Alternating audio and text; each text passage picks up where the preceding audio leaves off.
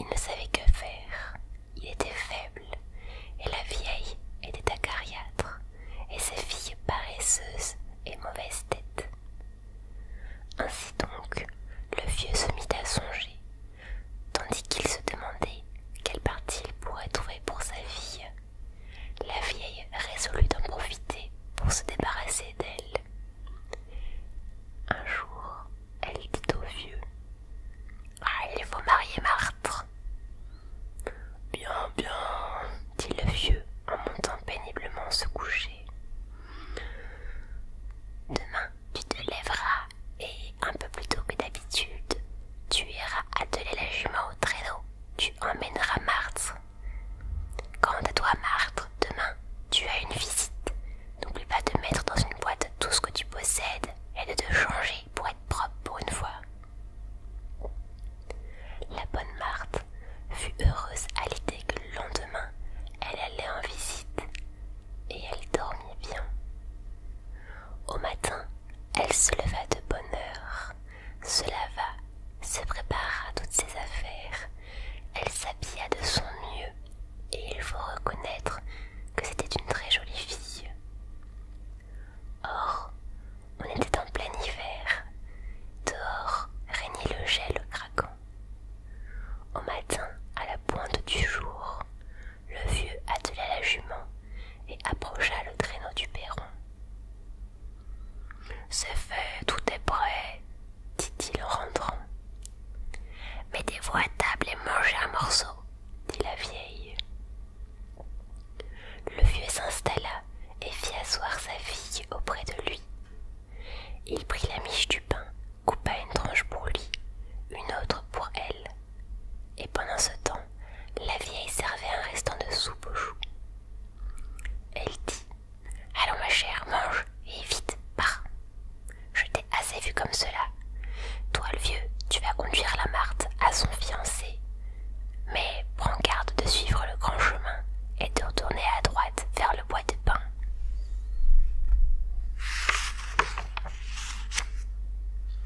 Tu iras droit juste. Et c'est ici que petit chat nous laisse. Tu iras droit jusqu'au grand pin qui est sur la hauteur. Une fois là-bas, donne-la au gel craquant. Le vieux écarquilla les yeux, ouvrit la bouche et cessa de manger sur le coup. La fille, elle, se mit à pleurer. « Allons, allons, arrête de pleurnicher, mets-toi de plein du. Ton fiancé, il est riche et il est beau. Ses biens sont innombrables, sapin, pin, bouleau couvert de neige. Tout cela c'est à lui. Tu vivras richement. Et, veux-tu me dire en quoi il ne serait pas un vaillant gaillard, aussi bien que les autres ?» En silence, le vieux enfila son pantalon, dit à sa fille de mettre son manteau et partit. Le temps passa vite ou non, je ne sais plus comment raconter, mais enfin ils parvinrent au bois du pin, quitta le sentier et avança sur la neige glacée. Il s'enfonça dans le sous-bois et parvenu au pin, il s'arrêta et fit descendre sa fille. Il déposa la boîte au pied de l'arbre et dit: « Reste donc là, attends ton fiancé, surtout fais-lui un bon accueil. » Puis il tourna bride et rentra à la maison. La jeune fille tremblait de la tête aux pieds, ses dents s'entrechoquaient si fort qu'elle n'avait plus la force de crier. Et tout à coup, elle entendit un craquement. C'était le gel qui sautait de sapin en sapin, jouant avec ses claquettes. D'un bond, il atteignit le pin au pied duquel était assise la jeune fille, et de là-haut il la questionna. « Tu as chaud, jeune fille? Dis-moi, est-ce que tu as chaud? » « Oui, j'ai chaud, j'ai le craquant, j'ai chaud. » Le gel se mit à descendre, craquant et claquant de plus belle, et il demanda: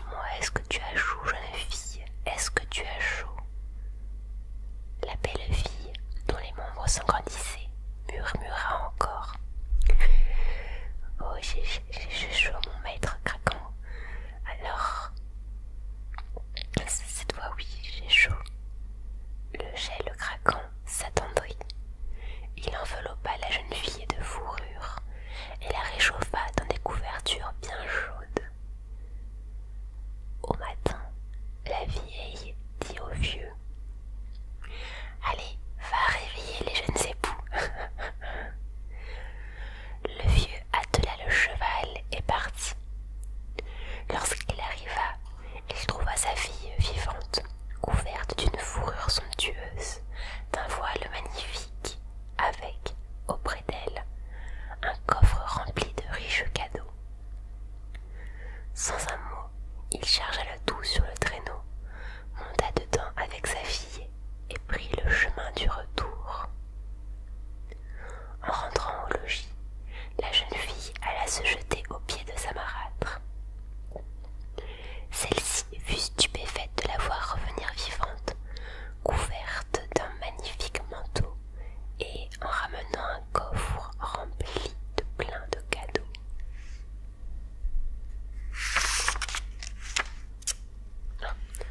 Mais qu'est-ce que je vois là? Mais que mes yeux ne m'abusent. À quelque temps de là, ce n'est pas possible. La vieille demanda au vieux. Mes filles aussi doivent être conduites à se fiancer, et on verra quel cadeau il leur fera tellement elles sont belles. De très bonne heure, la vieille prépara à ses filles un repas copieux. Elle les para des plus beaux atours et leur souhaita bonne route. Le vieux laissa sa fille au même endroit sous le pin, et les demoiselles restèrent là à ricaner entre elles. Quelle idée elle a eu notre mère de nous donner toutes les deux en mariage et en même temps, comme s'il n'y avait pas assez de gars au village. Non mais qu'est-ce qu'elle fait? Les jeunes filles avaient beau être couvertes de gros manteaux de fourrure de mouton, le froid les saisit. Comment tu te sens, Paracha? Ah, moi j'ai un peu froid. Alors, il vient se fiancer. Non, mais on va pas se geler à l'attendre. Ah, et toi, tais-toi, ma chat. Comme si les fiancés étaient pressés. Non, mais c'est des garçons. Et en plus, on n'a rien à manger. J'espère qu'il y aura un beau banquet. À ton avis, Paracha, il en viendra combien? Un pour nous deux ou deux? Sûrement pas un pour toi, Bécasse, c'est moi la plus belle. Parce que tu te figures que c'est toi qui vas choisir. T'es un peu nul, hein? Ah, non, mais bien sûr que c'est moi. Toi, arrête de dire des bêtises, dit une voix qui sortait de nulle part. Et comme le gel raidissait leurs mains, elles les glissèrent sous les manteaux et reprirent. Tais-toi, tête de bois, sale teigne. Tu ne sais même pas filer. Bon, et toi, vantarde, qu'est-ce que tu sais faire? Cours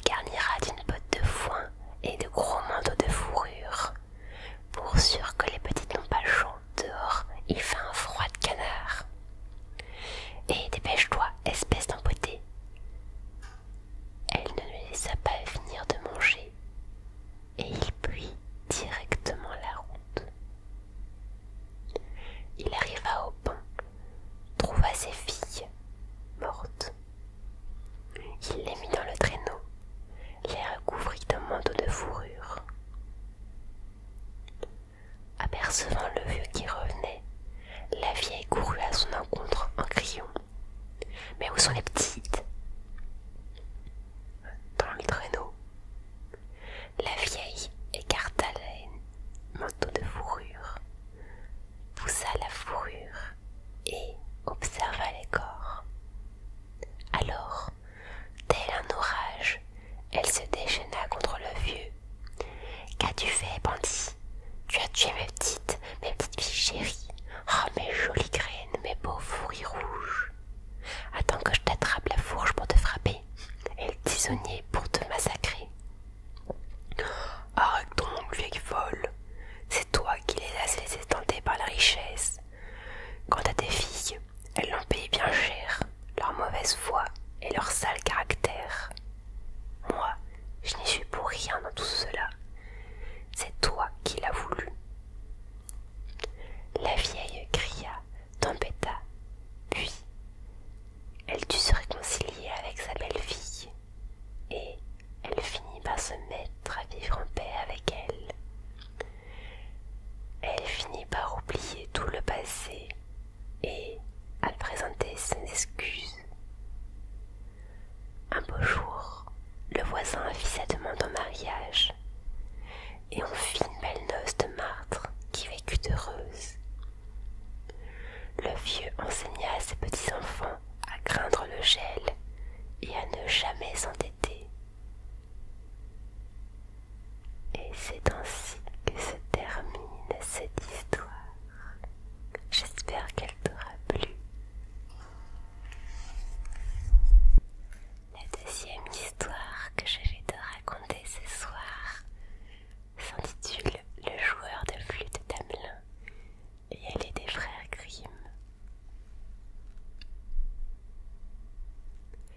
La vie était facile pour les habitants d'Hamelin en Allemagne. Les pauvres n'étaient pas trop pauvres et les riches avaient beaucoup plus que nécessaire. Au lieu d'être contents, ces gens se montraient égoïstes et ne pensaient qu'à festoyer. Les parents trouvaient que les enfants leur causaient trop de soucis. Et c'est alors qu'un terrible événement eut lieu à Hamelin. En cette veille de Noël 1283, les habitants étaient en plein préparatif de fête. Partout, on pouvait humer les effluves de jambons et de dindes en train de rôtir, de gâteaux et de tartes en train de cuire. Au milieu de ce remue-ménage, personne ne remarqua un rat qui se faufilait à travers les portes de la ville. Et puis, un second, un troisième, et beaucoup d'autres, beaucoup d'autres suivirent. Au bout de 5 minutes, il devait y avoir plus d'une centaine de rats. Au bout d'une heure, ils étaient bien plus qu'un millier. Et bientôt, la ville entière fut envahie. Les rats se glissaient sous les portes, grimpaient le long des gouttières et tombaient en grappe dans les cheminées. Les gens essayèrent vainement de sauver quelque nourriture, mais les rats dévoraient tout. Bientôt, il ne resta plus rien des préparatifs de la fête. Au matin de Noël, les rats étaient partout, dans les armoires, sous les lits, dans les chaussures, et on raconte qu'il y en avait même dans les berceaux. Épouvantés, les gens se rendirent à l'hôtel de ville pour demander au maire de faire quelque chose. Et, lors d'une réunion d'urgence, le maire et ses conseillers mirent au point un plan à base de pièges et de poisons pour débarrasser Hamelin des rats. Hélas, les rats se montraient si malins et si vigoureux qu'ils évitèrent les pièges et dévorèrent le poisson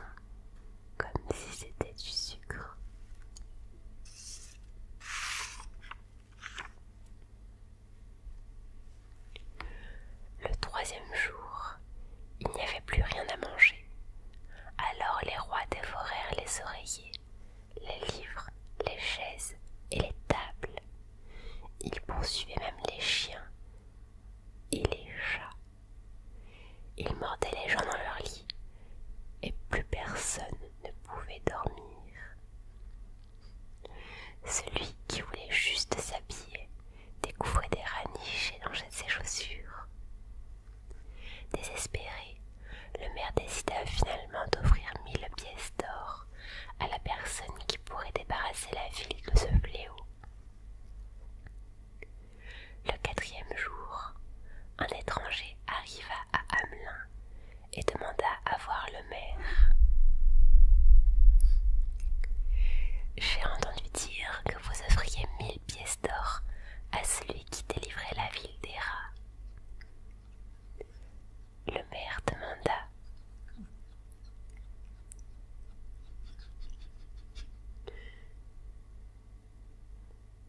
Je sais pas si tu entends petit chat qui fait un bruit de vache.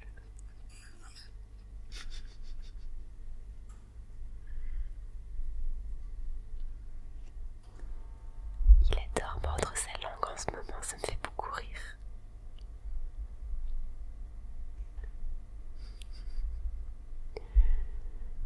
Revenons à notre histoire.